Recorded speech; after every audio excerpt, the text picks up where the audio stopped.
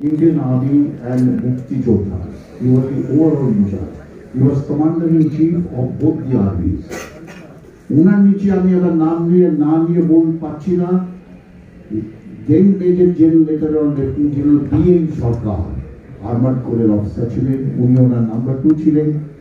আর আরেকজনের নাম নামিয়ে পাচ্ছি না, মেজর শঙ্কর রায়চৌধুরী।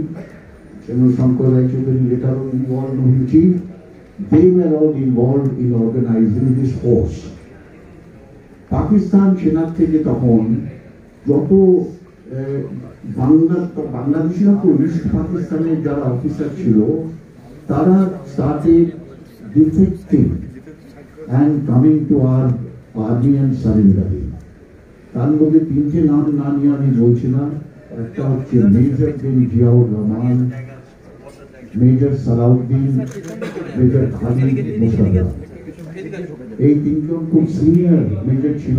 এর মধ্যে Zia was the senior most, a Pakistani SSG instructor in their academy, instructor in staff corps, a brilliant Pakistani officer.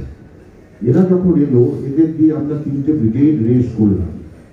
একটা হচ্ছে জুলু ব্রিগেড, জিয়াউর রহমানের নামে জেড যেরকম অক্ষর দিয়ে, আরেকটা কিলো ব্রিগেড, কে হচ্ছে খালিদ মুশাররফ, আর একটা এস ব্রিগেড সেরা ব্রিগেড হচ্ছে সালাউদ্দিন। সালাউদ্দিন অলসো একজন চিফ অফ পাকিস্তানি ছিল। আর এদের সব থেকে সিনিয়র ছিল তখন কর্নেল ওসমানী।